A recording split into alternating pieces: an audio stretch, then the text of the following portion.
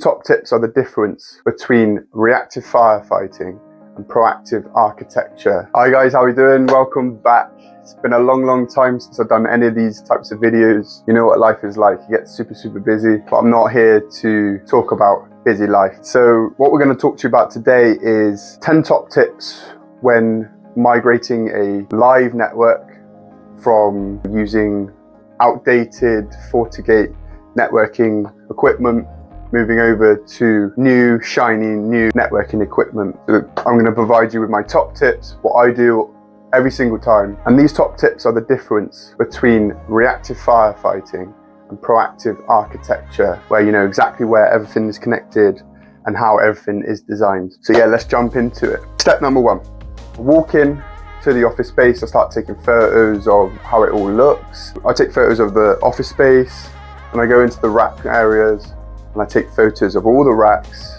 with all the devices in there, taking photos of all the connection types like fiber, copper, all those types of things. So then I have photo evidence of how it all looks beforehand. I also check structured cabling. I also go around and check the porting in the rack, so I know if there's any like labeling, for example, like maybe that might be very crucial to knowing where the cabling already is, then take photos of that. So step number two, what I will be doing is a wireless survey. Wireless surveys are massively important because you're going from a plug-and-play system to a fully designed network. So what I'll be doing is walking around to all the areas of the office, checking the coverage, any dead interference, any rogue access points in the way. This is massively important when it comes to the placement of the access points when you're actually designing the wireless infrastructure. So yeah, okay, step number three. Then I move on to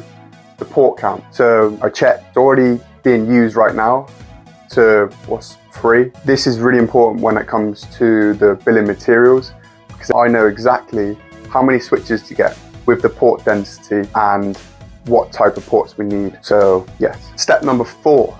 This is where I start pulling the configs from the devices. So the VLANs, the IP, the routing, the management. You know, this is the full map of the network really. And this is where we need to take some time after to digest exactly how the network all pins together, how it works.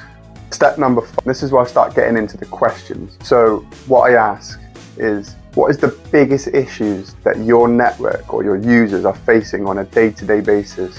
And the reason why I ask this is because this is where I'm able to find out the specific problems their users are having on a day-to-day basis, rather than just moving from the old new network. Step number six, I ask the on-site personnel whether their user force uses wireless over wired, so I can sort of ascertain what is the preference within the business, because a lot of users now use a lot of wireless rather than plugging into wired, as we have Wi-Fi 7 and all these wonderful capabilities now with the specific speed, you know. Number seven, start asking about what devices are connected to the network, whether they need wireless or wired capabilities. So we might start asking about IoT devices, printers, TV, meeting room equipment. The reason why I ask this is because when we do the migration, we need to be aware of these devices. I also get them to provide me with a spreadsheet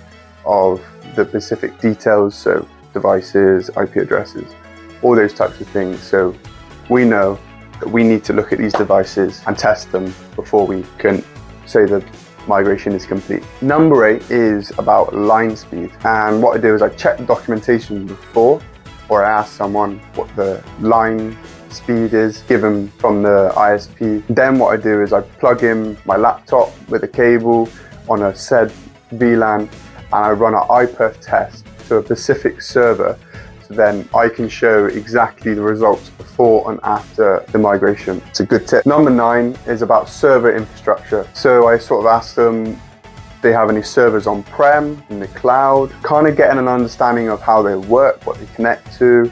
Do they have any NAS drives, storage drives on-prem? Just almost just trying to understand how their users work, whether they're using SaaS products, whether they're using servers in the cloud, all these types of things really. Number 10 is a question really about cameras, good to hash this out to start with. So we want to know if we're just providing the cameras with an internet connection, if they have cameras, or whether it's on us as the network team to supply that camera setup. And that's it.